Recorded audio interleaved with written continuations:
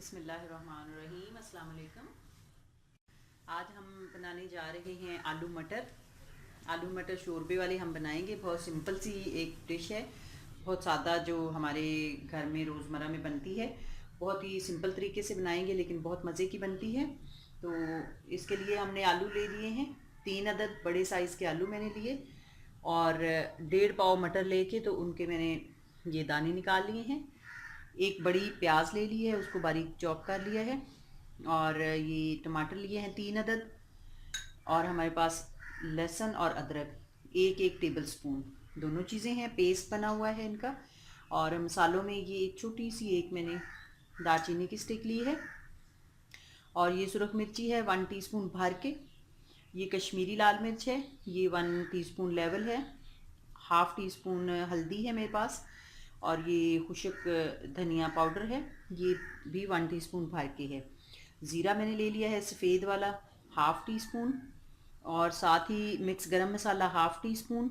और नमक मैंने लिया है 1 टीस्पून भर के। नमक आप अपने जायके के हिसाब से लें। और ये मेथी मैंने ले ली है, कसूरी मेथी है खुशक वाली, ये थोड़ी सी है बस जायके के लिए। इसके अलावा हम इसमें फ्रेश धनिया यूज़ करेंगे।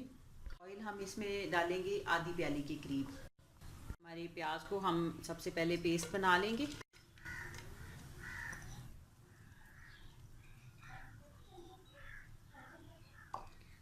थोड़ा सा इसमें पानी डालेंगे ताकि पेस्ट हमारा जो है वो इजीली बन जाए। आधी प्याली के जितना हम इसमें ऑयल डालेंगे।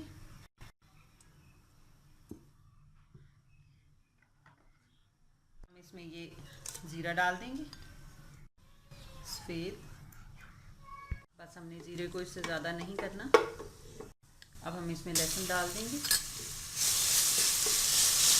लहसुन को थोड़ा सा भूनेंगे।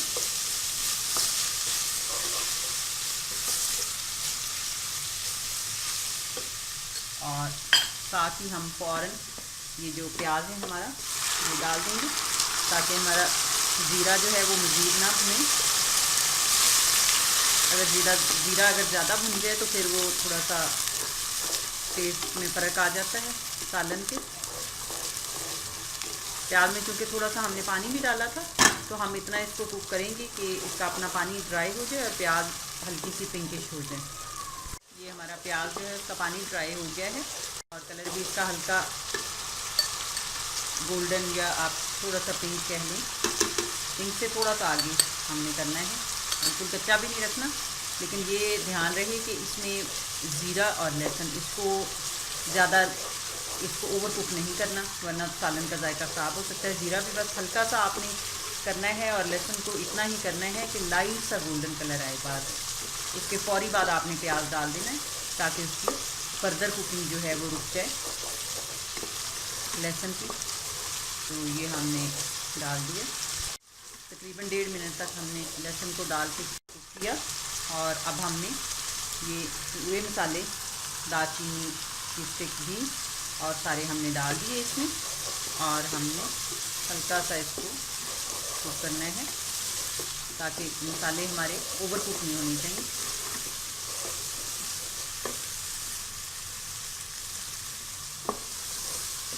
बस इतना ही हम पकाएंगे कि हमारी मिर्ची जो है वो थोड़ी सी पक जाए। बस इसके बाद हमने ये टमाटर डाला।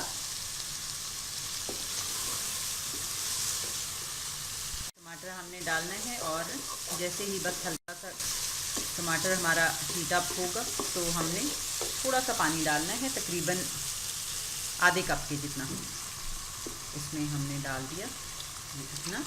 और हम इसको ढाँप देंगे कोई 6-7 मिनट के लिए मीडियम आंच पे, ताकि हमारा टमाटर और सारी चीज़ें अच्छी सी हो जाएं, सॉफ्ट भी हो जाएं और सारे स्पाइसेस भी उनका जायका आ जाए टमाटर में और हर चीज़ में। हमारे 6-7 मिनट हो चुके हैं।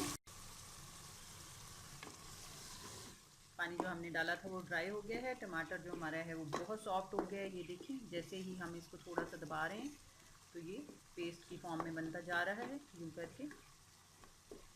ये इस तरह जब आप टमाटर को सॉफ्ट कर लेते हैं पानी में थोड़ी देर दम दे के, तो ये बहुत अच्छा, फिर ग्रेवी भी हमारी बहुत अच्छी थिक बनती है और ये बहुत अच्छा पेस्ट की सूरत में आ जाता है। वो जो अलग अलग हमें टमाटर नज़र आ रहा होता है वो फिर ये नहीं रह जाता इसमें।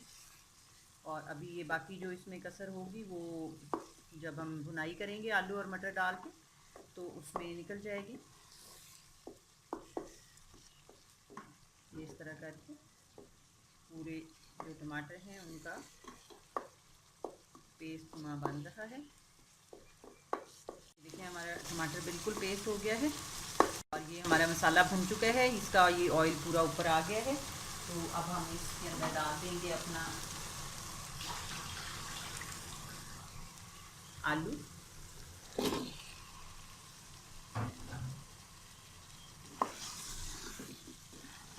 मिक्स करेंगे।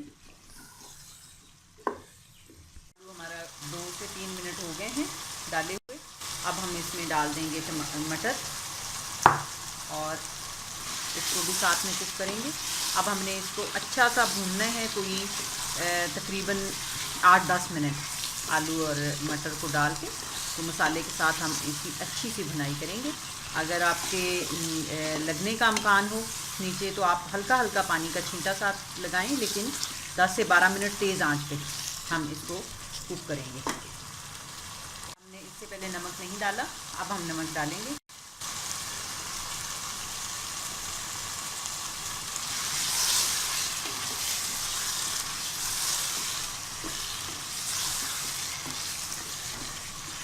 तकरीबन 5 मिनट हो गए हैं मुझे इसको भूनते हुए।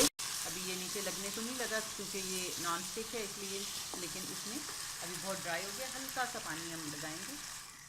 ये इस तरह आप पानी का थोड़ा थोड़ा इस्तेमाल करते हुए इसको अच्छा सा भूनेंगे।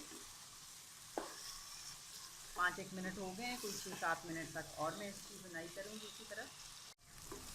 ये हमारे कोई 12 मिनट हो चुके भूनते हुए हमें। ये भी आप देखें बिल्कुल इसका पानी भी ड्राई हो गया है और ये ऑयल भी इसमें छोड़ दिया है। तो अब हम इसमें डाल देंगे पानी। वो आप अपने जितना शोरबा आपने बनाना है उस हिसाब से आप पानी डालें। मैं इसमें 2 गिलास पानी डालूँगी।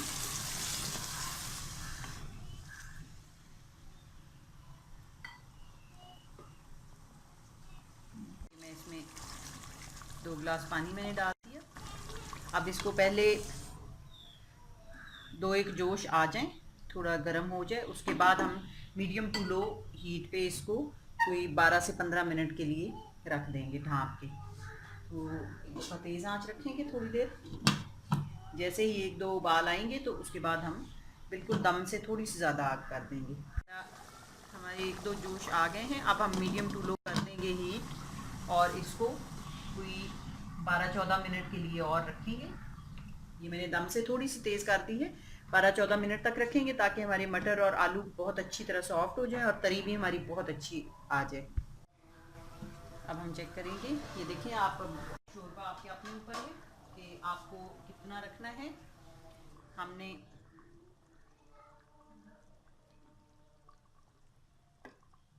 मैं थोड़ा सा और इसको ड्राई करूँगी। अब मैं स्टेज पे सब्ज़ धनिया डाल दूँगी। धनिया और पुदीना, इसका बहुत अच्छा फ्लेवर आता है शोरबे वाले सालन में। तो ये डाल के अब मैं इसको 3 से 4 मिनट के लिए दोबारा हल्की आंच पे, आंच हल्की कर दी है और इसको मैं 3 से 4 मिनट के लिए दोबारा रखूँगी। ये हमने 3-4 मिनट हो गए हैं, बस इतना ही हमें शोरबा रखना है। ये अब हम इसमें मिक्स गरम मसाला, आप चाहें तो इससे भी कम रख सकते हैं या इससे ज़्यादा भी रखना चाहें।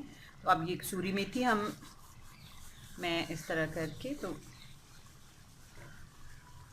इसका बहुत अच्छा फ्लेवर आता है शोरबे वाले सालन में। बस अब मैं इसको डिश आउट कर लूँगी। आप अगर चाहें तो इससे और ज़्यादा थोड़ा शोरबा कम रख सकते हैं। ये हमारा मज़ेदार आलू मटर शोरबे वाला तैयार है सालन, आपके सामने तैयार किया है। बहुत ही सिंपल बनता है लेकिन बहुत मज़ेदार बनता है। डेली रूटीन की हमारी डिश है जो हमारे घरों में अक्सर बनती है। तो इसको प्लीज़ आप ज़रूर ट्राई कीजिएगा। पूरा मुझे यकीन है कि इंशाल्लाह जब आप इसको बनाएंगी तो आप इसको अपने मेन्यू में ज़रूर शामिल रखेंगी। तो मेरे चैनल को सब्सक्राइब करना मत भूलिएगा प्लीज़। अगर आपको मेरी रेसिपीज़ अच्छी लगें तो उनको आगे शेयर करिएगा और लाइक का बटन ज़रूर दबाइएगा।